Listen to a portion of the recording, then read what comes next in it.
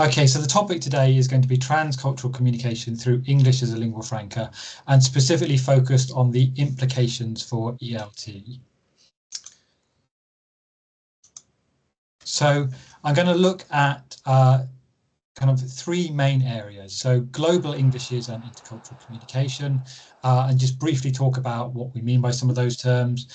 Then move on to a current theoretical framework that I've been developing and using over the last few years, transcultural communication. But I'm not going to spend too long on the theory because I want to get on to the implications for language teaching. So I'm going to focus on two main implications that I think this kind of current research area has for language teaching. And the first one is the notion of intercultural and transcultural awareness as an alternative to communicative competence. And then finally, what this might mean in terms of pedagogy and materials, etc., for a transcultural English language teaching approach. Okay, but before I talk in detail about this, I just wanted to provide an example of the kinds of things that I'm talking about and the kinds of things we research in global Englishes and transcultural communication research. So the example I've got here is called It's Not Breakfast Food. And this was some data gathered by my colleague, Tomokazu Ishikawa. And it comes from two students at an international university in Tokyo. And one of the reasons I like this example is, as the title suggests, the topic is breakfast food. And as I'm sure as ELT teachers are all very aware, the topic of what people eat for breakfast is one of those kind of classic topics that you get in ELT textbooks. Yeah, they ask, you know, what do you eat for breakfast? What do you think other people eat for breakfast around the world? And I think this example shows very nicely how something so apparently simple can actually be very complex and very transcultural. So if you look at this example, probably the first thing you can see is a mixture of English and Japanese. So there's lots of what would traditionally be called code switching between English and Japanese. It's also important to point out that the English is non-standard English and the Japanese is apparently, I can't read Japanese or speak Japanese, but apparently the Japanese is also non-standard Japanese. And it's very much English used as a lingua franca, as a contact language between these two students. But I think when we look closely, it's more complex than just two languages. So there's lots of examples I could choose here, but I'm just going to focus on one of them. So if we look at line 4 here, we can see as they're discussing what to eat for breakfast, Hannah makes a suggestion about where they might go for breakfast. So she suggests they go to eat at somewhere called Platform Cafe. Now, Platform Cafe, what language is that in? So on the one hand, we could say it's English, it's in a sentence that starts in English, what about? And Platform Cafe is certainly understandable to someone who's proficient in English. But on the other hand, Platform Cafe is also the name of this cafe in Tokyo. So you could also argue that it's also Japanese, because Japanese people familiar with that place in Tokyo will know the name Platform Cafe. And then also, of course, the word cafe originally comes from French. So is it English, is it Japanese, is it French, or is it something else? Now, if we take a trans perspective and a translanguaging perspective, then of course the perspective becomes that it's not important which language that we assign it to, and in fact that's the wrong question to be asking. What we should be doing is looking at how people make use of different linguistic resources to communicate with each other. And we can apply the same kind of perspective, I would argue, to the cultural content here. So as I said, the two students here are discussing breakfast food. So Hanako begins with the idea of udon noodles. So udon noodles are obviously something that's familiar to people worldwide, but originally come from Japan. But of course, as I said, udon noodles is now kind of ubiquitous global food product. But we also get other kinds of breakfast. So we get boiled egg and toast, which is perhaps more associated with a kind of Anglophone breakfast. And then we get orange juice if you look a bit later on line kind of 15, I think it is. Yep, she suggests oranges, which again are a kind of ubiquitous ubiquitous global food product for breakfast. But here they're given a local twist. So she refers to a particular kind of Satsuma orange that's famous from the south of Japan. So what we see here with their negotiation of what to eat for breakfast is a whole range of references. So you have udon noodles, which are originally Japanese, but also globally well known. You also have kind of Western style breakfasts, boiled egg and toast, and then you have this idea of oranges as being both global and local. And just as with the language, that it doesn't easily fit into any particular category or scale, yeah, I would argue the same with the kind of cultural references here. They don't easily fit into any kind of one category. They're local, national, and global all at the same time. So I would argue that this example here shows very nicely some of the things that I want to go on and talk about in this this presentation today, to do with the way that cultures and languages come together in different and multiple ways in English used as a global language. So overall, I think this example shows that the diverse users, uses and settings and purposes of English as a global language problematizes any kind of simplistic link we might make between particular named languages such as English or Japanese and a named culture such as British or American culture. But also, this does not mean that English is culturally neutral when used as a global lingua franca. Yet that previous example, I would argue, is culturally very rich. It's also important to point out that such communication is not strange or exotic. It's part of our everyday communicative practices. So I'm sure Hannah and Hanako, when they're interacting in this way, are not thinking they're doing anything strange or new or complex. Yeah, they're simply negotiating what they're going to eat for breakfast. So overall, Global English's research, I believe, challenges our thinking about the links between language and culture in intercultural communication, and subsequently how we might go about teaching English and culture. So just briefly to explain some of the terminology and the theoretical background that I'm going to draw on. So I'll start with the term global Englishes. I think this has become very familiar as a term now, but I think it's also helpful just to be clear about how I understand the term and how I'm going to use it. So I'm going to follow the definition that we developed at the University of Southampton in the Centre for Global Englishes, where we refer to it as an umbrella term for research covering the linguistic and social cultural dimensions of global uses and users of English. So this covers the fields of world English, English as an international language, and English as a lingua franca. But today I'm going to focus more on English as a lingua franca, as this is where most of my research is, and also I think the area that has the biggest implications for intercultural and transcultural communication. So how might we define English as a lingua franca? So probably one of the most well-known definitions is Barbara Seidelhofer's definition of any use of English among speakers of different first languages for whom English is the communicative medium of choice and often only option. So this is a useful definition in terms of the function of English. So no, it doesn't say what English is, but it explains how English functions or is used as a lingua franca. But I think it's also important to highlight, as Jennifer Jenkins does here, that English is a multilingua franca. So English as a lingua franca or ELF communication always takes place in multilingual settings. There's always more than one language present. So the multilingual element is not a kind of optional element, is as Jenkins argues, a core part of English as a multilingua franca. So she defines it as multilingual communication in which English is available as a contact language of choice, but is not necessarily chosen. Yeah, and as we saw in the first example, people move in and out of English, so it's not always English. Okay, and a couple of points to highlight about this. Again, I think people are probably familiar with ELF, but I think it always helps to underline these points. ELF is not a variety of English. Okay, so we're talking about a function of English rather than a particular variety of English. And as Seidelhofer writes, it's a variable way of using it. The absolutely crucial question, of course, remains how that English that functions as a lingua franca is conceptualized. Yeah, and I think that still remains an open question, how we might think of language beyond the idea of national varieties of language.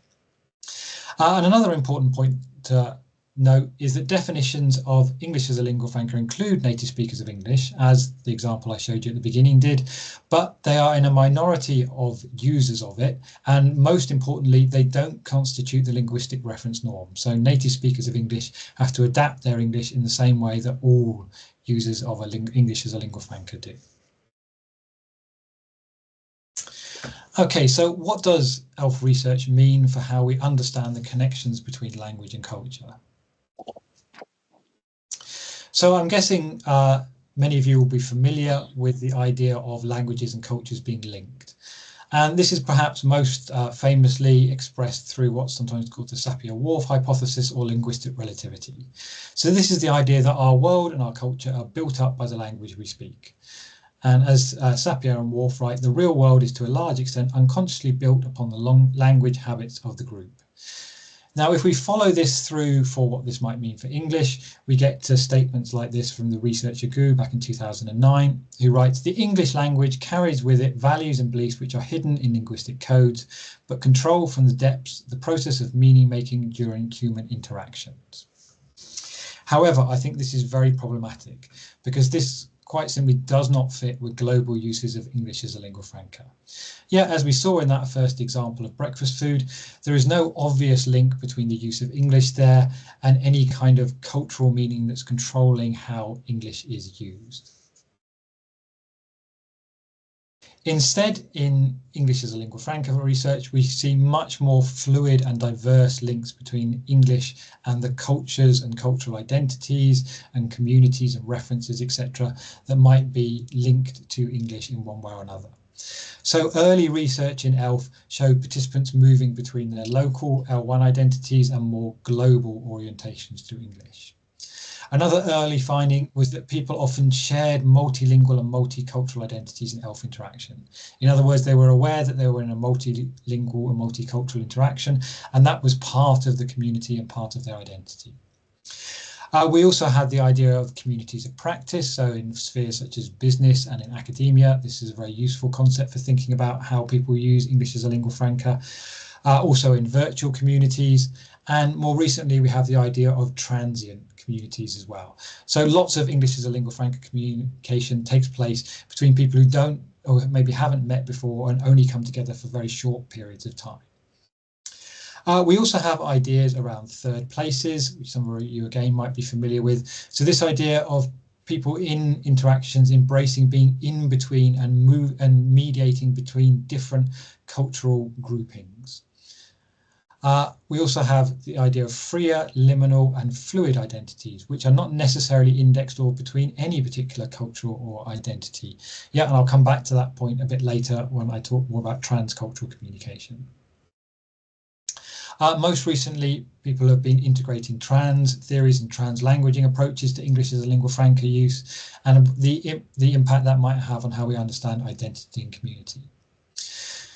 At the same time, though, it's important to point out that whilst we see these very fluid and dynamic links between the English language and culture and cultural identity, there are still power issues, and particularly the pull of native English speakers and Anglophone ideologies, as well as the continued importance given to national frameworks of language and culture.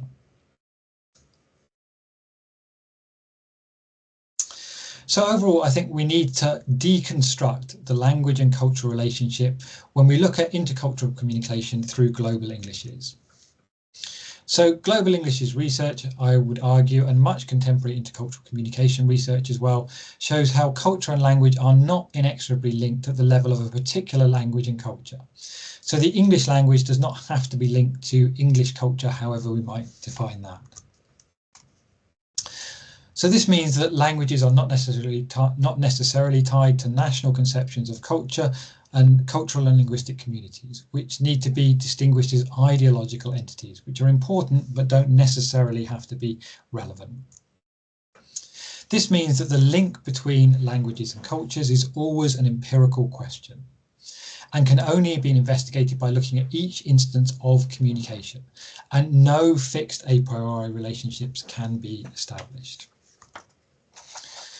So I believe that this means that we need to think about and question some of the assumptions that we make about the links between languages and cultures, and also about some of the approaches we take to intercultural communication. So the fluid and emergent links between languages, cultures and identities in intercultural communication challenges our understanding of the connections between the categories. The superdiversity and complexity of languages and cultures highlights the difficulty and inappropriateness of attempting to establish a set language and culture connection. So in the example of It's Not Breakfast Food, whose cultural practices are those cultural practices about eating and breakfast, and where are they located, if anywhere at all? Yeah, and these are questions that we'll consider in the rest of this presentation. So overall, the intercultural communication becomes problematic, as it's frequently not clear what cultures participants are in between in intercultural communication through English as a lingua franca. So this leads me on to the final bit of theory that I want to talk about today. So the idea of transcultural communication as the next step in intercultural communication research.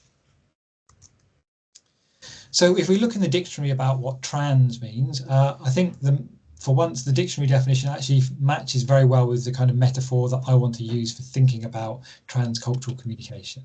In particular, it emphasizes this idea of going beyond, of crossing, of changing and transcending. And again, I'm sure it's not escaped people's notice that trans theories have become very influential in applied linguistics and particularly social linguistics over the last few years. So, for example, Hawkins and Mori in a special issue of Applied Linguistics write about this move towards a trans disposition signals the need to transcend the named and bounded categories that have historically shaped our thinking about the world and its inhabitants, the nature of knowledge and communicative resources. Similar, Lonsman et al. In another special issue write about the notion of transience in a similar way. So they write, our objects of study are not treated as given, but in a state of flux, emergent, in a state of being negotiated and shaped, and of becoming stabilized or not, or of losing traction and giving way to subsequent constitutions of social orderliness. So I know there's quite a lot packed into that, but I'll try and explain that in a bit more detail through the notion of transcultural communication. So taking a trans perspective to intercultural communication, we can see transcultural communication as being communication where interactants move through and across rather than in between cultural and linguistic boundaries. Thus, named languages and cultures can no longer be taken for granted, and in the process, borders become blurred, transgressed, and transcended. So to give a bit more detail on what that means, it means that in transcultural communication, we study communicative practices where cultural and linguistic differences are relevant to the participants or researchers, but not necessarily linked to any one named culture or particular group. Cultures are seen as heterogeneous and cultural characterizations are contestable. They are influenced by previous characterizations, limitations and power structures, but also open to the emergence of new social spaces, practices and identities. And participants move through and across rather than in between, and multiple scales may be simultaneously present. And national cultures form one of many potential scales, ranging from the local to the global, alongside variable temporal scales and speeds from transient interactions and connections to long-term historical processes and influences. Furthermore, cultural practices and references can be constructed in situ and emergent, and participants are not necessarily in between any named culture. So overall, cultural and linguistic boundaries can thus be transcended, transgressed, and transformed. Okay, so just a couple of caveats to that. Of course, as various people have pointed out, in transcending borders, we are obviously presupposing their existence. You need to have a border in order to be able to transcend it.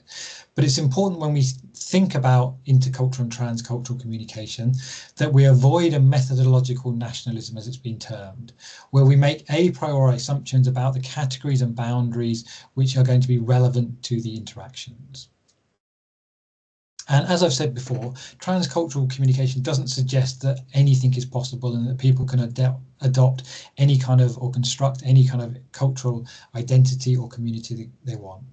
Previous structures, limitations and asymmetries may continue to exert an influence, and also new inequalities may emerge. Participants are not free to do anything they want. And also it's important to note that transcultural communication perspectives build on rather than replace intercultural communication research. So ideas like hybridity, in-betweenness and third places may still be important. But just as with national categories, they need to emerge as relevant to the interactions and and the national scales that they're embedded in, and such perspectives should still be acknowledged and understood. Yep, so what I'm arguing is that we need to account for all of these different scales. So the national may be there but may not. The idea of hybridity may be relevant or may not. Transcultural ideas may also be relevant or may not be. But the important thing is that we need to start with the interaction and then build our understanding from that. Okay, so I realise I've gone through quite a lot of theory quite quickly there, and quite a lot of dense theory. So please feel free at the end to ask me questions about that, or if you've got any comments on that, again, feel free at the end. But what I wanted to get onto for the rest of this talk was really to look at what some of the implications of this might be for language teaching. So the first, and I think probably for me the most important implication, is really a reconceptualization of communicative competence. So if we accept the idea that when we're teaching people to speak an additional language, that they want to use it for communication, then we need to understand what kind of communication they're going to be engaging in. And I would argue that for English, most of that communication will be intercultural and transcultural communication. So communicative competence, as it's traditionally been conceived, I think needs reconceptualization. So along with many other people, I would argue that how communicative competence has been conceptualized in ELT, particularly some of the foundational concepts such as Canale and Swain's, have been too narrow. So there's typically been an emphasis on linguistic competence above other forms of communicative competence, and even more so in practice than the original theory. There's been a focus on the competence of a monolingual native speaker, which is really an irrelevance to intercultural communication through a lingua franca. And the social cultural aspects of communication are typically marginalized, and where they are included are often based on the intuition of one particular social group. Typically in ELT materials, this is Anglophone, often male, again, typically white, and very often middle class as well. So overall, communicative competence creates an overly static representation of communication and a reification of language. It misrepresents the fluid, hybrid, and adaptable nature of linguistic resources in intercultural communication. Now, it should be pointed out that more complex and fluid reconceptualizations of language in communicative competence have received extensive treatment in applied linguistics research and in ELT research. I'm thinking of people like Christopher Brumfitt, Henry Widdowson, and more recently, Christopher Hall.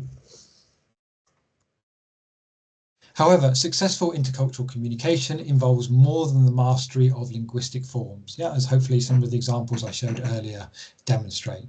And as such, communicative competence in ELT is missing much that is crucial in communication. So over the last 20 or 25 years or so, the notion of intercultural communicative competence has become much more prevalent and has taken a more central place in English language teaching and applied linguistics.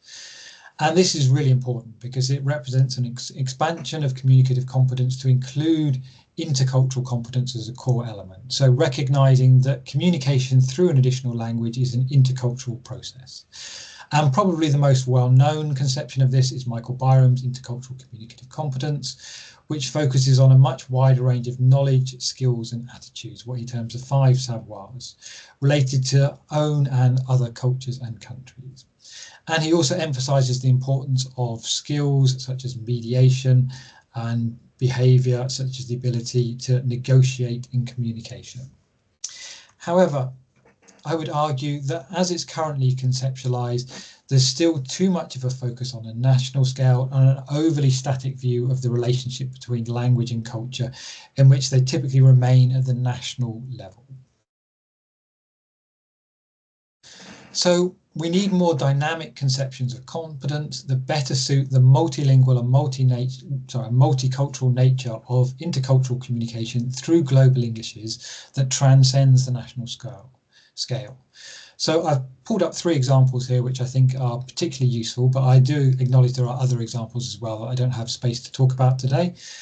But one useful example is Suresh Ganagaraja's performative competence. So what's important here is Ganagaraja focuses on the how rather than the what of communication. So performative competence is aimed at translanguaging or translingualism, and it's competence for plural language norms and mobile semiotic resources. So the importance of semiotic resources being mobile and changeable and multiple is emphasized here. We also have Claire Crampsh's symbolic competence, which I'm guessing some people will be familiar with. So this emphasizes criticality and reflexivity. So it's more than understanding a cultural other and one's own culture. So we go beyond the kind of third places or spaces. It's also about understanding the fluidity of numerous, what Crampsh terms, discourse worlds, in which change, multiple meanings and diverse interpretations are the norm. And then most recently, we have English as a multilingual Franca awareness, which comes from my colleague Tomokazu Ishigawa. So here he sees English as a multilingual Franca, drawing on Jennifer Jenkins' definition. And English is embedded in wider multilingual, multicultural and multimodal resources, which are effectuated by the translanguaging or translingual and transcultural practices of meaning making and co-construction through transmodal processes. So I would like to make my own, or I've been trying to make my own contribution to that over the last kind of 10 to 15 years through the notion of intercultural and transcultural awareness, which focuses specifically on the kind of the intercultural and transcultural dimensions of competence or performance, or as I've termed it here, awareness. So intercultural awareness can be defined as a conscious understanding of the role culturally based forms, practices and frames of reference can have in intercultural communication, and an ability to put these concepts into practice in a flexible and context-specific manner. So like the previous three approaches to communicative competence that I've shown you, there's an emphasis on process and practice, with negotiation and fluidity as central. And intercultural and transcultural awareness specifically focuses on English as a lingua franca or English as a multilingual Franca, where the national scale for language and culture is seen as just one of many and may frequently not be relevant.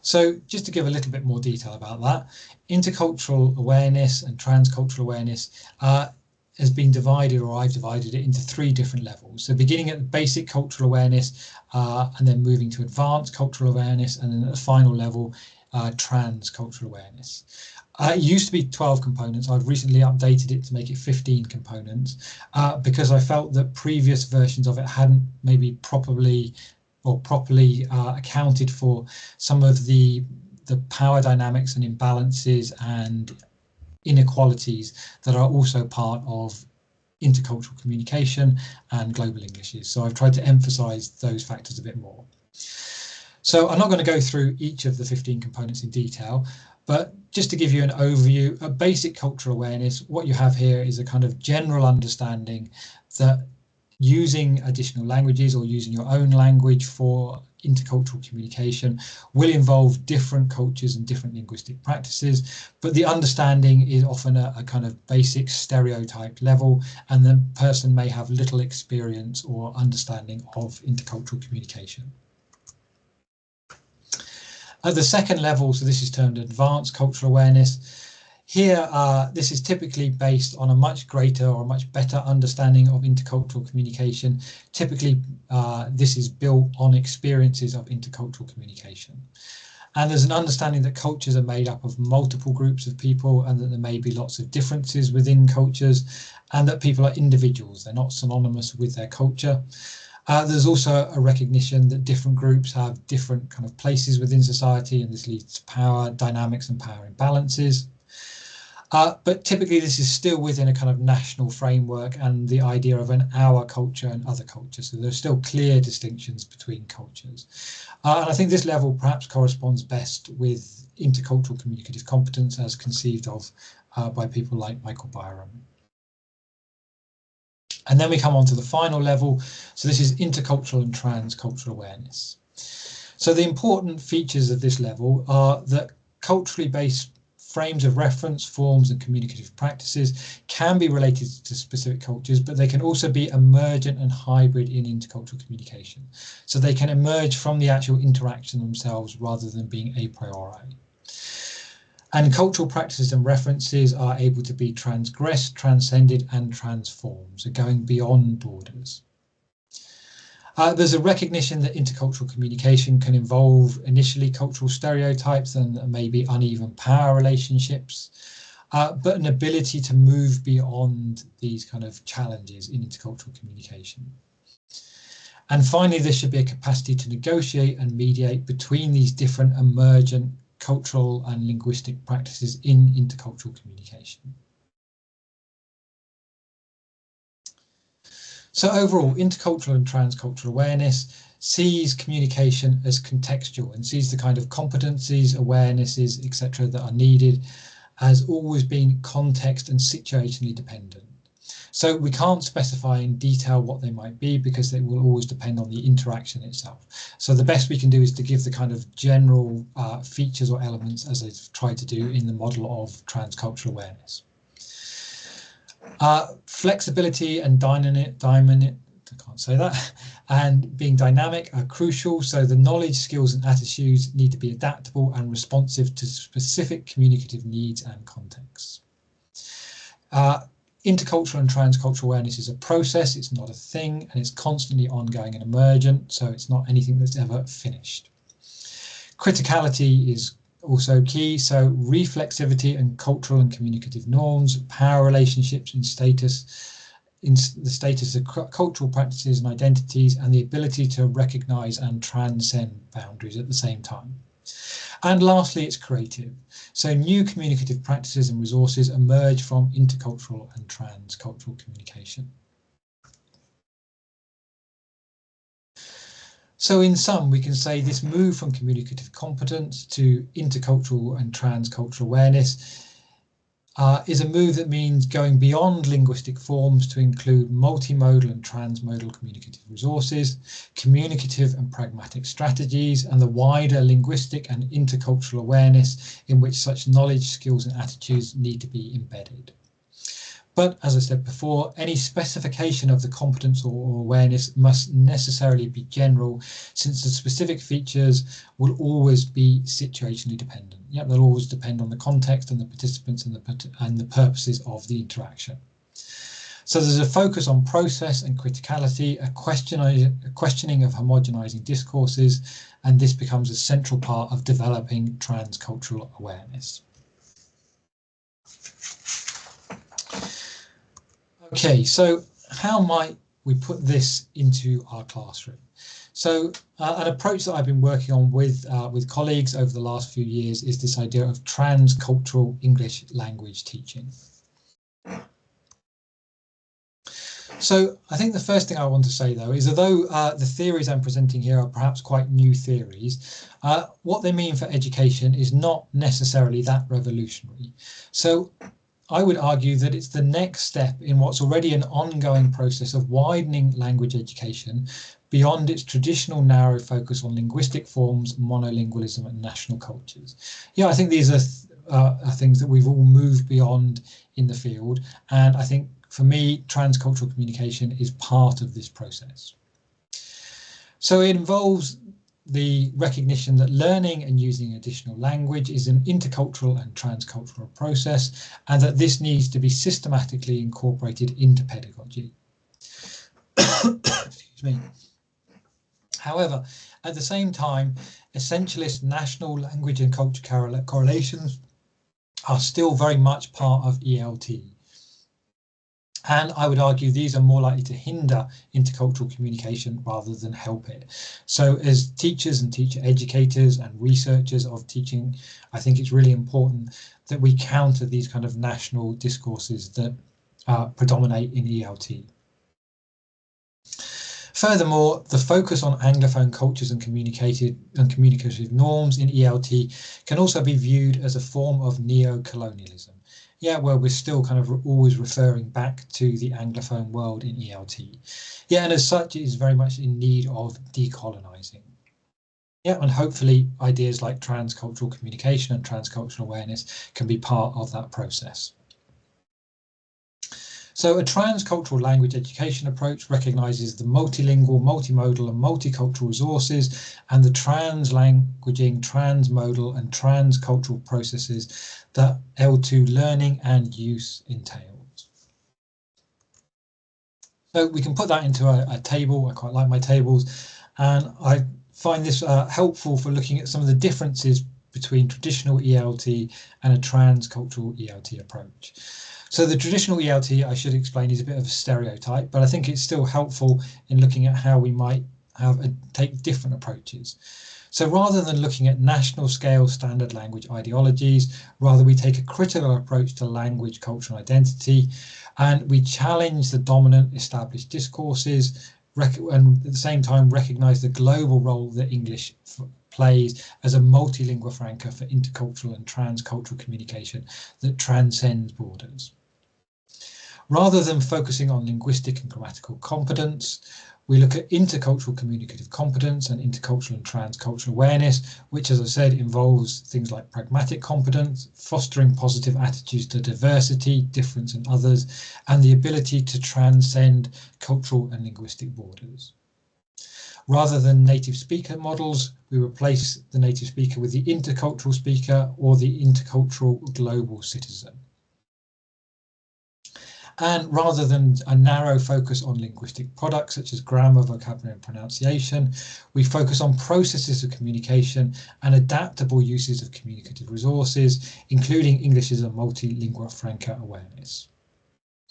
And finally, rather than endonormative Anglophone methodologies and approaches, teaching should be based on local context, knowledge and pedagogies and cultures. So overall, we take a decolonial approach, which emphasises the importance of local knowledge, understanding and ways of teaching.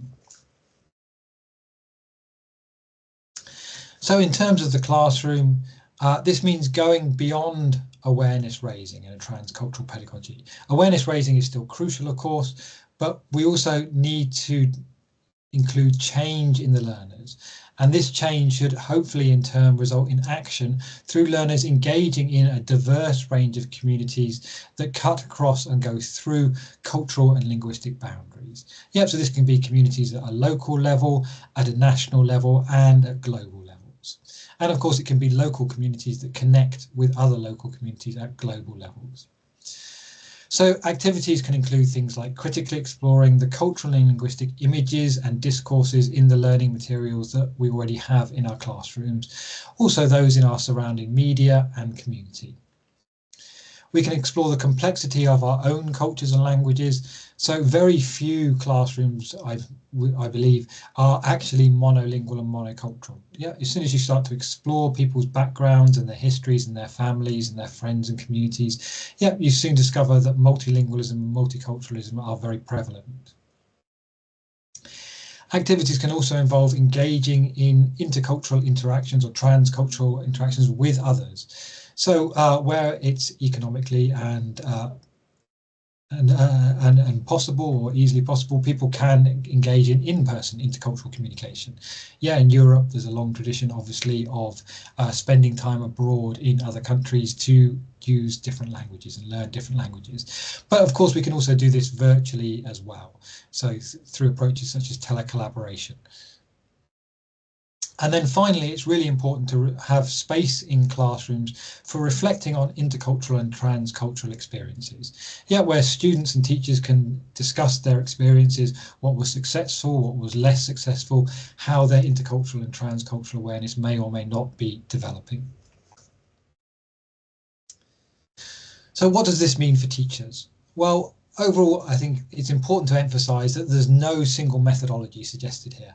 These are a set of kind of principles and elements that can help to inform teachers. But as I said, a key part of transcultural communication, transcultural ELT approaches is that they're contextually specific. So teachers are best placed to decide which aspects are most relevant for them.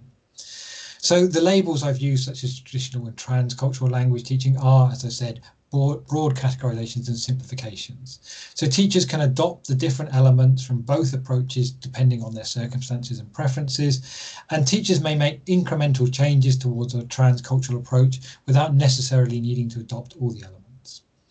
So as always, research good research hopefully informs and inspires teachers, but really teachers are best placed to decide how to implement it in their classrooms and for their learners.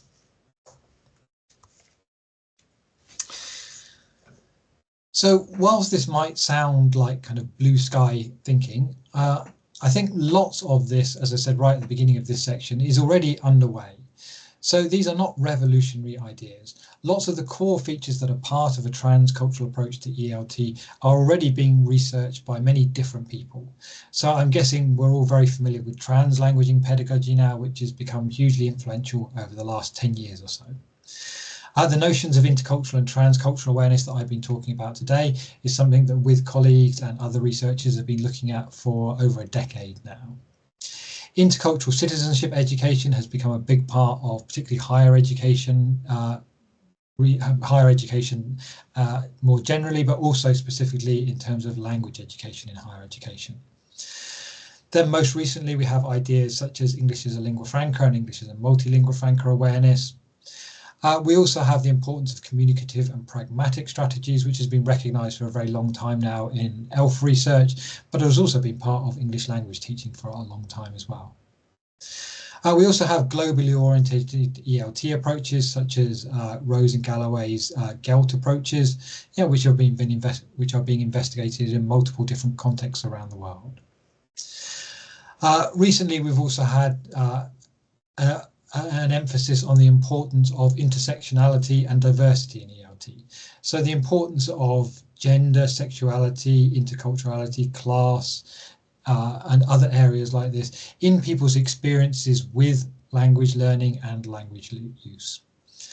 And most recently, probably the biggest theory that has influenced all of us, I would argue, or I would think, is decolonial approaches to ELT, which again emphasize these kind of contextualized approaches to English language teaching, but also significantly from a transcultural perspective, emphasize that national scales are not the only way of thinking about languages and cultures. There are other ways of thinking about language and culture.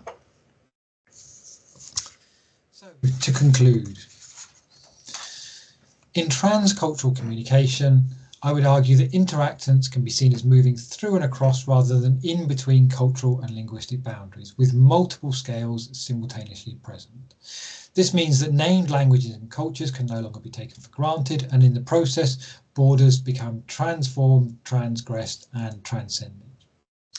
So transcultural communication, I would hope, opens up new directions in how we think about, how we research, and how we teach the English language, and how we integrate culture and communication into that in a manner that avoids stereotyping and methodological nationalism, which I think are still deeply embedded in language teaching pedagogy. So this means that when we approach pedagogy, we need to reconceptualize communicative competence to more adequately capture the realities of using English as a multilingua franca for intercultural and transcultural communication. And as I've outlined today, intercultural and transcultural awareness is one way of thinking about this.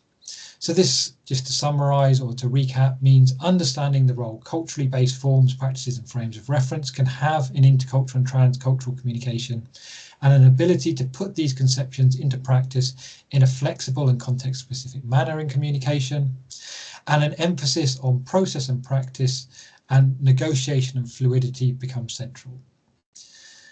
In intercultural and transcultural awareness, there's a specific focus on English as a lingua franca and English as a multilingua franca, where the national scale for culture and language is just seen as one among many and may frequently not even be relevant. And then finally, pulling all this together for English language teaching, transcultural ELT, I would hope, represents an extension of current good practices in language and culture pedagogy rather than a revolution in teaching. It emphasises ideas which I think have already been well developed, such as critical approaches to language, culture and communication, a focus on processes of language use and learning rather than fixed forms and practices, development of intercultural and transcultural awareness, and English as a multilingual Franca awareness. The global and intercultural citizen as the model and aim rather than the misplaced native speaker, and decolonial perspectives that emphasize local context, knowledge, and pedagogies and cultures. And as I said, teachers being given the power or given the freedom to adopt different elements of transcultural ELT approaches depending on their circumstances and preferences. Okay, so that's my talk for today. Thank you very much, everybody, and I welcome any questions or comments or clarifications. Thank you very much.